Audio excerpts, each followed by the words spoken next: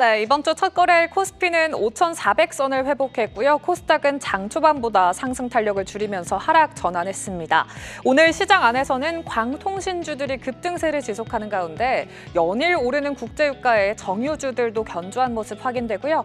2차 전지와 반도체, 스테이블 코인 등 여러 가지 섹터가 부각되고 있습니다. 이 가운데 특히나 주목해볼 이슈 키워드 두 가지 확인해 볼 텐데요. 먼저 시장의 시선은 단연 삼성전자로 향하고 있습니다. 내일로 예정된 1분기 잠정 실적 발표를 앞두고 증권가에서는 경이로운 수준의 전망치들이 쏟아지고 있는데요. 단순히 실적 회복을 넘어서 삼성그룹을 둘러싼 거대한 불확실성 중에 하나였던 상속세 문제까지 이번 달로 마무리될 것으로 보이면서 이른바 뉴 삼성으로의 전환이 가속화될 전망입니다. 삼성전자의 실적 전망과 상속세 이슈까지 자세히 분석해 보시죠. 먼저 삼성전자의 1분기 실적 눈높이가 얼마나 가파르게 올라가고 있는지부터 살펴보도록 하겠습니다. 불과 한 달 전까지만 해도 시장의 기대치는 30조 원대에 머물러 있었습니다. 하지만 실적 발표 직전인 현재 주요 증권사들은 그 수치를 대폭 수정하고 있는데요. 최근 일주일 사이에 메리츠증권은 53조 9천억 원, 시티글로벌마켓은 51조 원이라는 파격적인 수치를 제시했고요. FN가이드에 따르면 지난 금요일에는 기존 38조 원에서 43조 원 사이로 전망됐던 이 증권사들의 영업이익 추정치가 4월 3일 금요일에는 무려 54조 원을 기록한 점이 특징적입니다.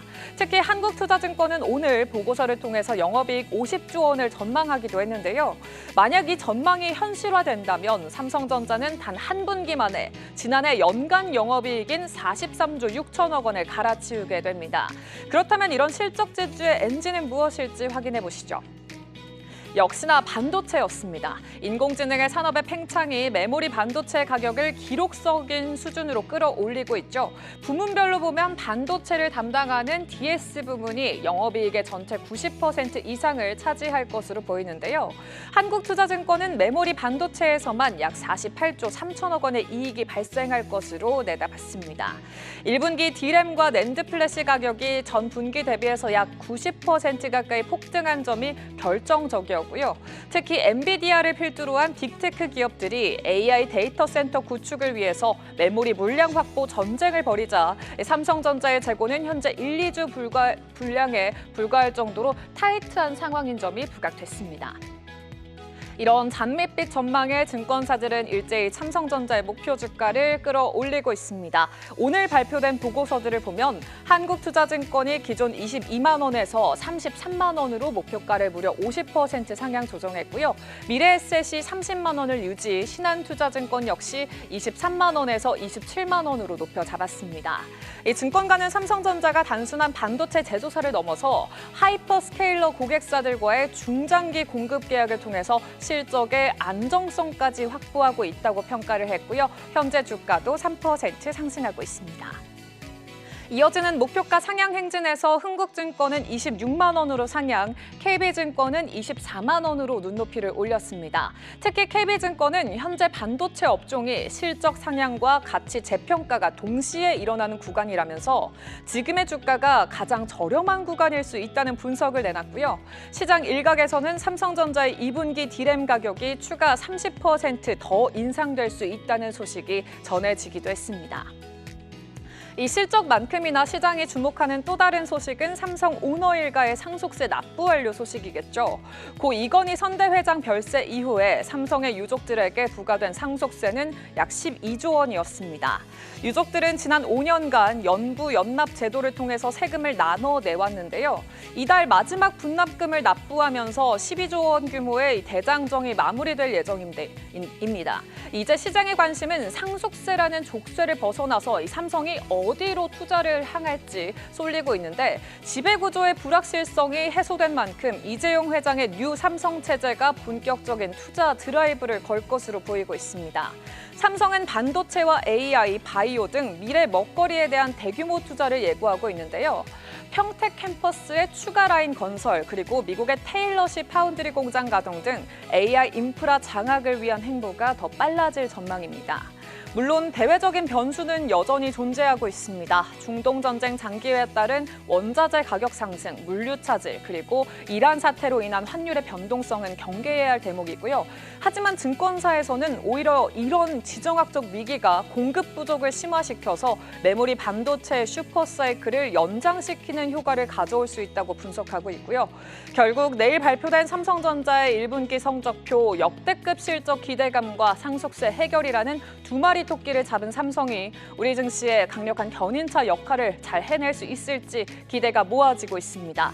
관련 전망과 전문가들의 투자 의견 잠시 후에 체크해 보시죠. 이어서 광통신주 소식도 확인해 보도록 하겠습니다. AI 산업의 열기가 뜨거워지면서 투자자들의 시선도 빠르게 옮겨가고 있죠. 초기 반도체와 전력 인프라가 시장을 주도했다면 이제는 폭증하는 데이터를 실어나를 고속도로, 네트워크, 그중에서도 광통신이 새로운 주인공으로 떠오르고 있습니다. AI 시대에 완성할 마지막 퍼즐, 광통신 산업 소식도 확인을 해보시죠. 먼저 이 시장을 가장 앞서서 키우고 있는 큰 손들 움직임부터 살펴보도록 하겠습니다. 앞서서 엔비디아의 젠슨왕 CEO는 광통신을 AI 반도체의 성능을 극대화할 미래의 핵심 기술로 지목한 바 있습니다. 지난 DTC 2026에서 글로벌 광통신 기업인 루멘텀, 코히런트에 각각 20억 달러, 우리 돈으로 3조 원씩을 투자하겠다고 발표하기도 했는데요. 자사의 차세대 GPU인 루빈의 성능을 100% 끌어올리기 위해서 빛의 속도로 데이터를 전송하는 광학 기술을 선택한 것으로 풀이되고요. 이 밖에도 아마존과 구글, 메타 같은 하이퍼 스케일러들 역시 데이터 센터 구축을 위해서 광통신 내내 네트워크 부품을 싹쓸이하고 있다는 소식도 들려오기도 했습니다. 이어서 광통신 공급 구조도 함께 분석을 해보시죠.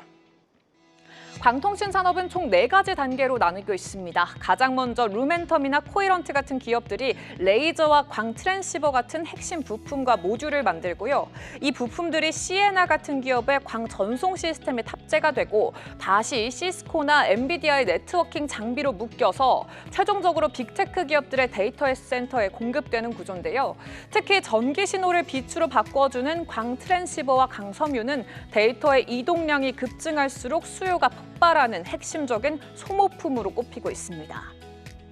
이런 밸류체인 상단에 위치한 미국 주요 기업들의 실적 성장 역시 눈부진 수준입니다. 미국의 광통신 3대장으로 불리는 기업들의 매출 전망치를 확인해보면 그 위력을 체감해볼 수가 있는데요. 루멘텀은 작년에 16억 달러였던 매출이 올해는 29억 달러로 2배 가까이 급증할 전망이고요. 가장 큰 매출 규모를 자랑하는 코히런트 역시 매출 10조 원 시대 예고하고 있고 광 전송 시스템의 독점적인 지위를 가진 시에나 역시 수주 단고가 70억 달러를 넘어서 AI 슈퍼사이클에 올라탔다는 평가가 제기되고 있습니다.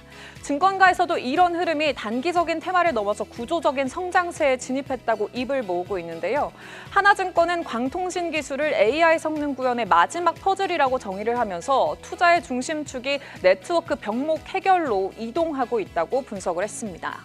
뱅크 오브 아메리카 등 월가에서도 루멘텀이나 코히런트, 시에나 등 확실한 수혜주로 못을 박았는데요. 이런 미국 시장의 훈풍, 국내 증시로도 고스란히 전해지고 있습니다. 국내에서도 우리나라의 기술력을 갖춘 강소기업들이 잇따라 상한가 랠리를 펼치기도 했는데요. 국내에서는 대한광통신과 오이솔루션이 대표적인 종목으로 꼽히고 있습니다. 먼저 대한광통신은 광섬유 모재부터 완제품까지 전 과정을 수직 계열한 국내 유일의 업체로 최근 일주일 새 주가가 50% 이상 급등하기도 했고요. 오늘 역시나 13% 가까이 급등세 보이고 있습니다. 또 한국의 루멘텀으로 불리는 오이솔루션은 핵심 부품인 광 트랜시버 제조 역량을 바탕으로 올해 흑자 전환과 함께 본격적인 실적 개선 노리고 있습니다. 현재 주가 3% 상승. 이외에도 광학 소자 전문 기업인 우리로는 지난달에만 6차례나 상한가를 기록하면서 시장에 뜨거운 관심을 입증했는데 오늘 장은 6% 가까이 하락하고 있고요. 초고속 광 전송 장비의 실적을 보유한 코위버라든지 광통신용 부품을 만드는 한국 첨단 소재 역시나 AI 인프라 확장에 직접적인 수혜주로 구분되고 있습니다. 이어서 다산 네트워크스나 유비쿼스, 솔리드도 관련주로 주목을 받고 있고요. RFHRC 역시 AI 인프라 확장에 따른 부품 수요 증가가 전망되고 있습니다. 하지만 이 국내 종목들은 미국 기업에 비해서 덩치가 작고 실적의 변동성이 큰 만큼 단순 테마성 접근보다는 실제 수주와 이익으로 연결되는지를 꼼꼼히 따져보셔야 할 텐데요. 누가 더 빠르고 끊김없이 데이터를 연결하느냐가 AI 패권의 핵심이 된 만큼 향후 광통신 산업이 AI 인프라 투자의 핵심 축으로 확실히 자리 잡을 수 있을지 궁금하고요. 계속되는 주가 랠리에 광통신주 하나쯤은 포트폴리오에 넣어야 하나 고민되는 투자자분들도 계실 것 같습니다. 관련주 투자 전략도 함께 구상을 해보시죠. 이렇게 이 시각 이슈 키워드 확인해봤습니다.